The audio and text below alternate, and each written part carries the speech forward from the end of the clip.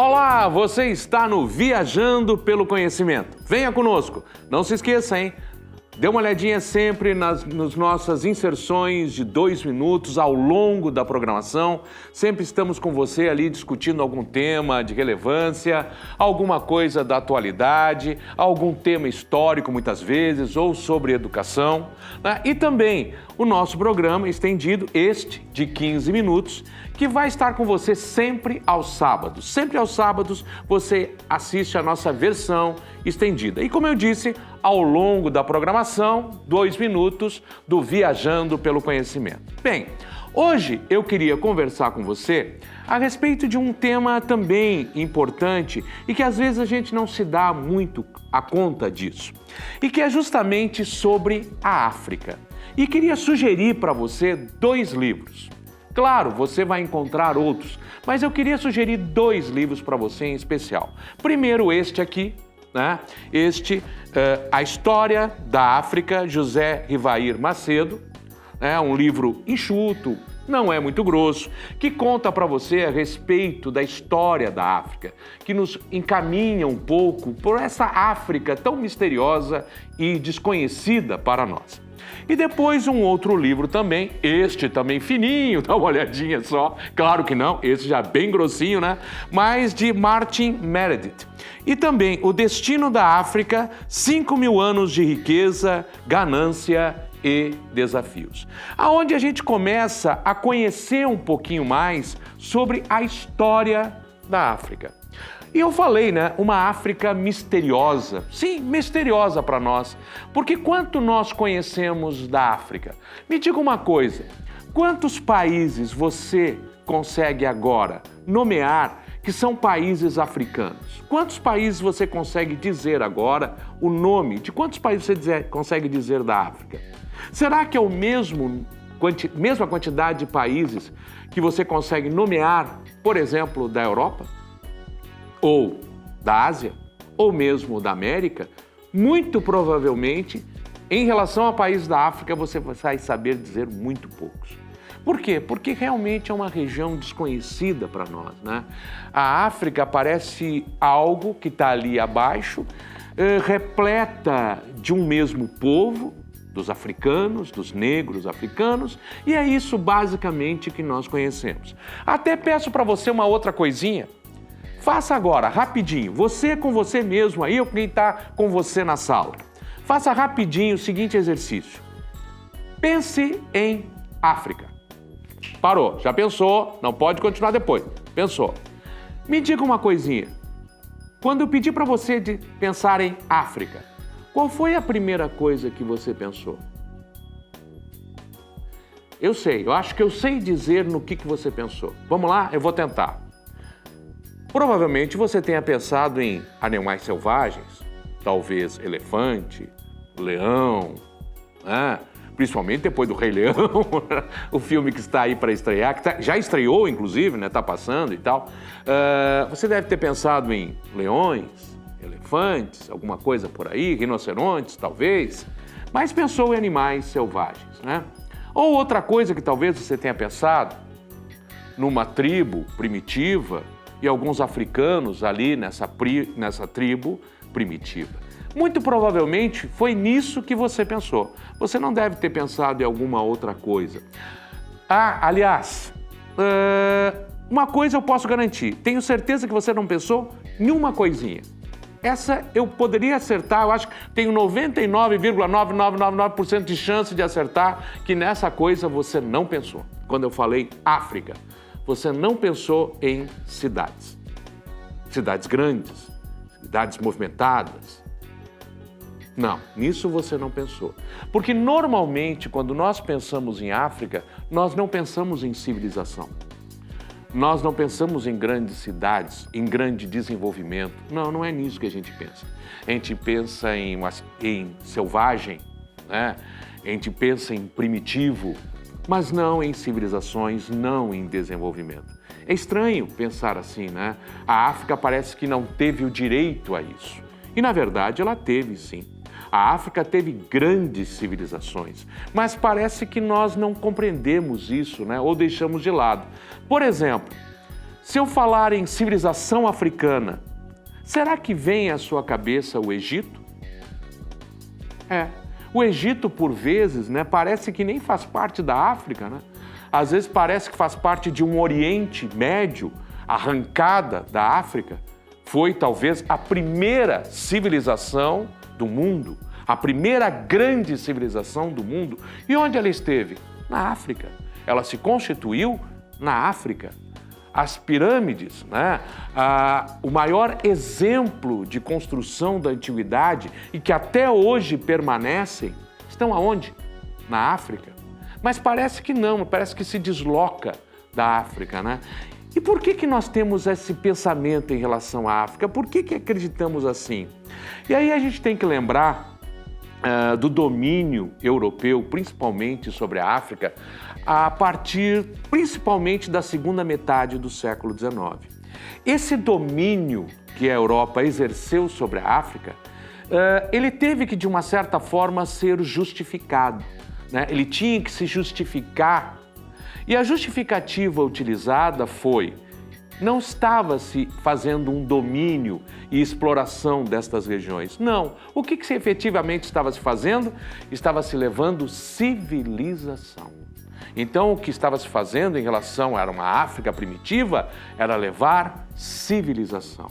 E se você está levando civilização para algum lugar, só pode ser por um motivo. Porque esse lugar é primitivo e porque esse lugar é selvagem. Ou esse lugar é primitivo. Primitivo, então você vai levar civilização a um lugar que é primitivo. Mas é claro que isso foi uma ideia construída. A África teve grandes civilizações, como do Egito, que acabei de comentar, Mali e outras grandes civilizações.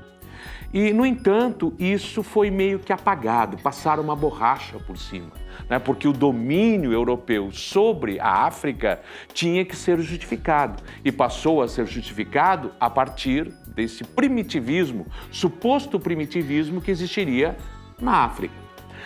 Além de um outro aspecto também, né? É nesse período que se constrói a ideia da superioridade da raça branca europeia, da segunda metade do século XIX para a primeira metade do século XX. É aí que se constrói a ideia da superioridade da raça branca europeia. E ora, se a raça branca europeia é superior, o que é o negro africano? Um ser inferior. Se constrói essa ideia para se justificar um domínio político, econômico e cultural. E, portanto, até hoje nós ainda vemos com este ranço. Agora, né, de alguns anos para cá, se traz a história da África nas escolas, né? Hoje, nas universidades, eu sou professor de História da África na universidade, nós ensinamos aos professores a falarem sobre História da África, porque é importante também que se conheça. E outro aspecto que aparece aí, muito claro, para nós parece que todo africano é uma coisa só, quando não, são diferentes nações, diferentes grupos étnicos, diferentes culturas, eles são diferentes entre nós. Mas nós olhamos para a África e dizemos, como se fosse um mesmo saco, um mesmo balaio de gato. Não, eles são povos diferentes entre si, com línguas diferentes, né? É como se nós olhássemos para a América em que nós vivemos, a América do Sul, e nos considerássemos tudo um mesmo balaio de gato. Não, nós somos povos diferentes, né? Nós temos aqui argentinos, venezuelanos, uruguaios, paraguaios, equatorianos, temos povos diferentes culturas, diferentes formas de agir, de pensar, de sentir, mas como se nos colocassem todos no mesmo balaio de gato. Como se pegássemos toda a Europa e disséssemos tudo europeu. Não é bem assim. O italiano não é o francês não é o inglês não é o espanhol. Eles são diferentes entre si. Mas também, esse direito nós não damos à África. Esse direito não é dado. E no final das contas, isto que eu falei para você, de uma ideia de primitivismo e de uma ideia de superioridade de raça, acabou justificando a todo o domínio europeu sobre as regiões da África e que hoje ainda ocasionam grande questão de miséria, de sofrimento para os povos. Porque os europeus, de certa forma, saíram ali de 1945 para 1949 até 1950, passo a passo, e até a década de 60, passo a passo os países europeus foram saindo da África e deixando que os povos africanos comandassem a si mesmos e tivessem suas próprias nações, mas não antes de roubar-lhes, literalmente, muito das suas riquezas. Inclusive, muitas empresas até hoje europeias ainda continuam explorando a África, mesmo com as nações que estão lá. Inclusive, se você olhar o mapa africano, dê uma olhadinha no mapa africano. Se você olhar, você vai ver o mapa político, você vai ver as diferentes divisões políticas que tem ali, dos múltiplos países que estão ali. Mas aqueles múltiplos países que estão ali, eles não foram divididos dentro das suas etnias, isso é, dos seus diferentes grupos. Foram divididos dentro de formatos determinados pelos países europeus. Então acabou se criando nações extremamente problemáticas, aonde você tem grupos que foram fidelmente inimigos durante muito tempo, reunidos sob uma mesma nação. E isso cria problemas de guerra civil, de guerras múltiplas que nós temos na África. Problemas criados pelos europeus que estiveram lá. E isso acaba nos mostrando uma coisa, quando nós pensamos nos refugiados, né, que deixam a África em navios e morrem pelo meio do Mediterrâneo muitas vezes, porque você tem mais refugiados no navio do que próprio espaço dentro do navio. O navio acaba afundando e isso volta e meia está acontecendo na travessia entre África e Europa. E esses africanos estão indo para a Europa buscando justamente a sobrevivência, uma melhor vida que o próprio europeu negou para eles enquanto esteve lá explorando a África. E que, de certa forma, como eu falei para você, algumas empresas permanecem lá. Então, a exploração, de uma certa forma, se ela não é política mais, porque eles não têm mais o domínio político sobre a África, ainda existe o domínio econômico sobre a África, né? Então, no final das contas, eles saem de lá e procuram na Europa um resgate para suas vidas, né? Uma sobrevivência melhor. E aí o que encontram na Europa? Muitas vezes segregação e preconceito, né? Daqueles que não os aceitam lá.